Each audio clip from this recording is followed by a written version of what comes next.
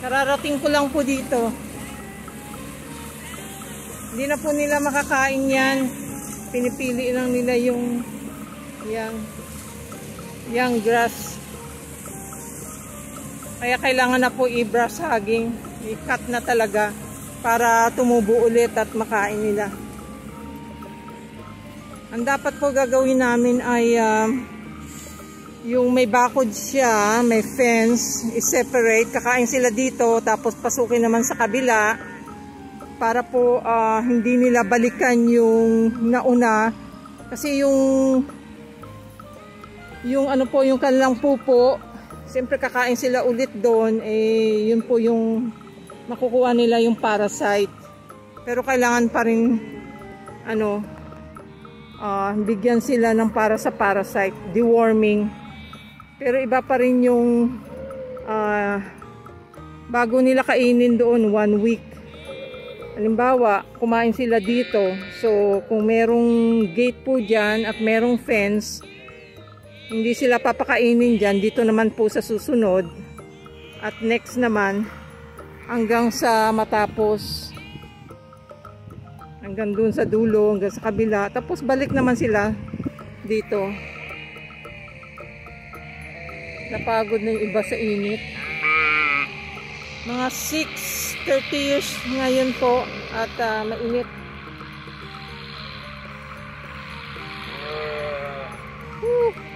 At least na-clear na po. Ayan, tutubo. Are you okay?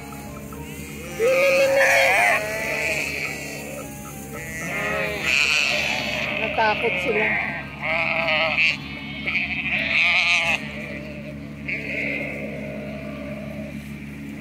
Are you okay?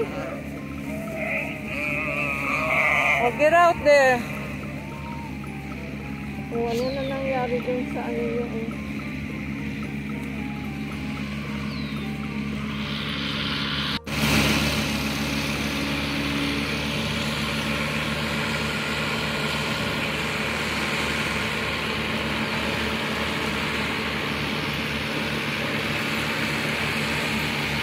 ikot na naman siya doon.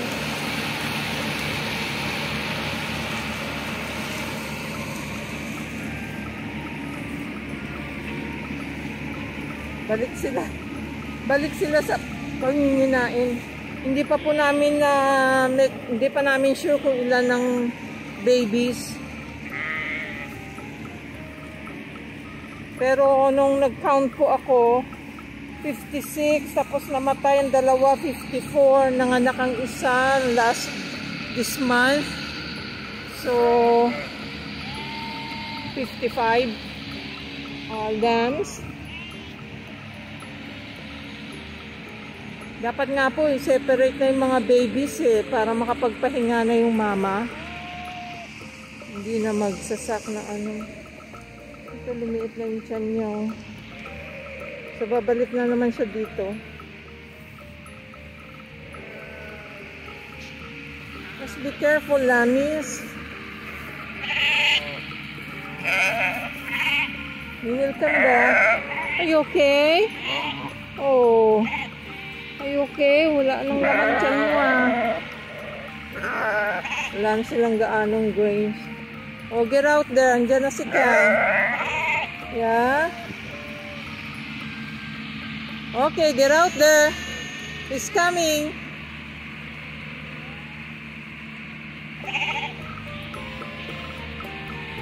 Okay, get out. Okay. Get out, get out.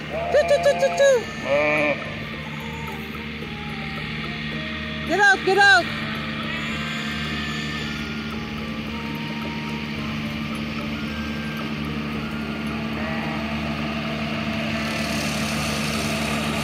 Get out. Ay!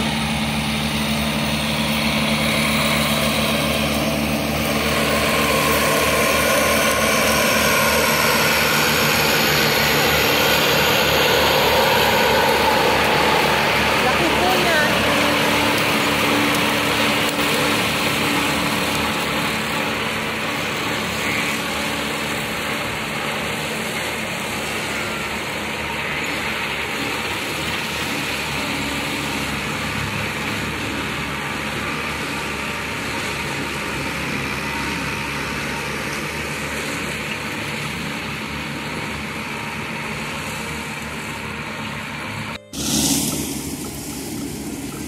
in the middle.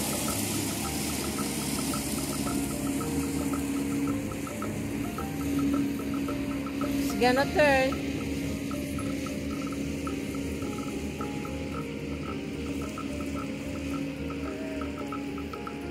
Hindi po namin pinapakain ng ano.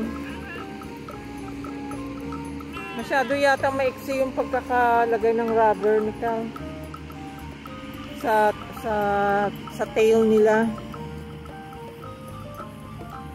Kasi dapat medyo natatakpan yung kanilang butt para hindi maano ng langaw. Nasobrahan yata ng ano, ng iksi.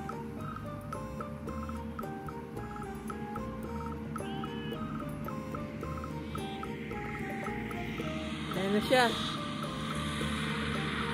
Yan na ulit. Ah, unahin niya pala dun sa limito.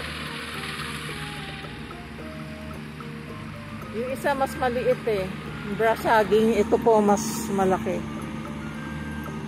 Ito pong nakakainis, oh, matinik po yan, oh. Oh. Marami po yan tinik. Maraming tinik.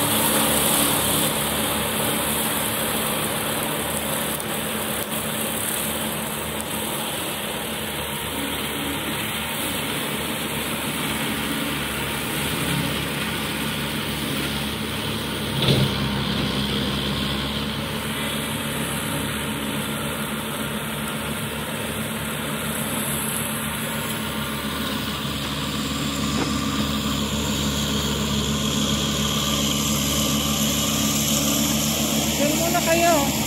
Go. Go. Go, mama, go. Go. Go to the hill. Go. Go.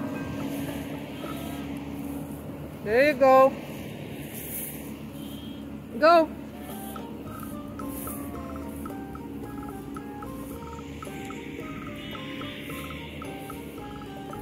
Okay.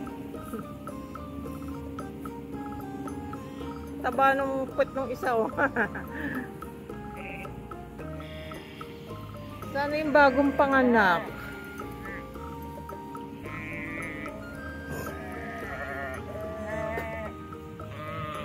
Go. Yeah. What happened to you?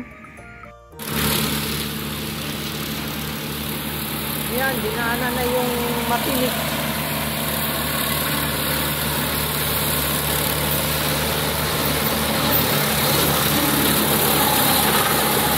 Woo! Yan malalim dun, oh. Tubig.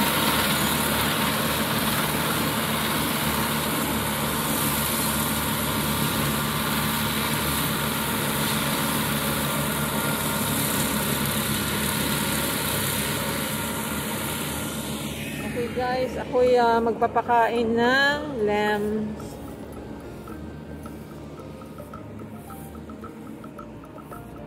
Okay, be careful there. Bali, dito naman si Cal nagkakat. Pagtapos niyan, ito naman ang kanyang tatapusin. Pero yung side ng dinaanan niya muna ng fence. Hi, Mama Sheep. How are you, Mama Sheep?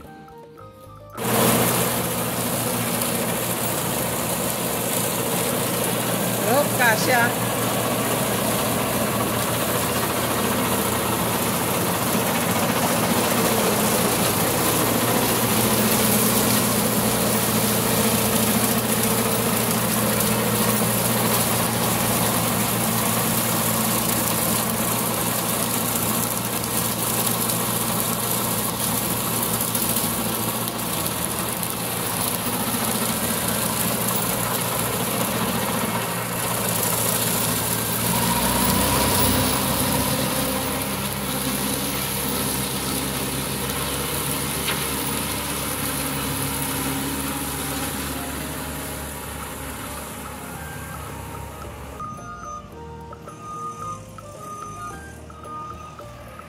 Ew.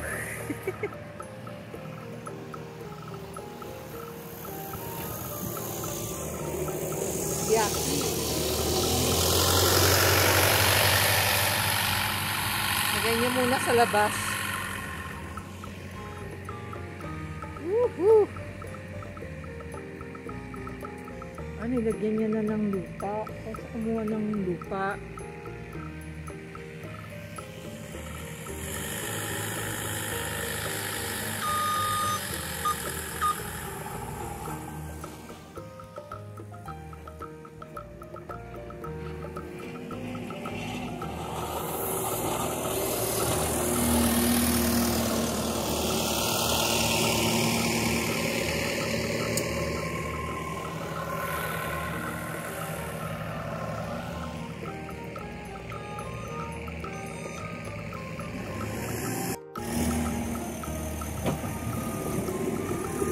Lalagyan po ng dirt. Nag-scrape na po ng barn. Kumuha po siya ng dirt doon at kasi lagi po yung maputik. Yan. Laging maputik. Pero hindi ito mabubuksan pagka tinaasan niya na masyado. So doon po siya kumukuha.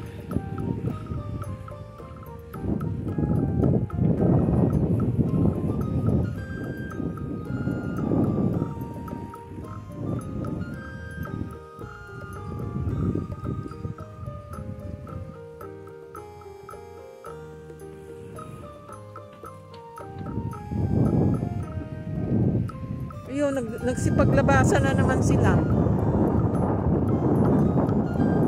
Kumulimlim lang, lumabas ulit sila. Jeez. Pumasok sila dalang init-init.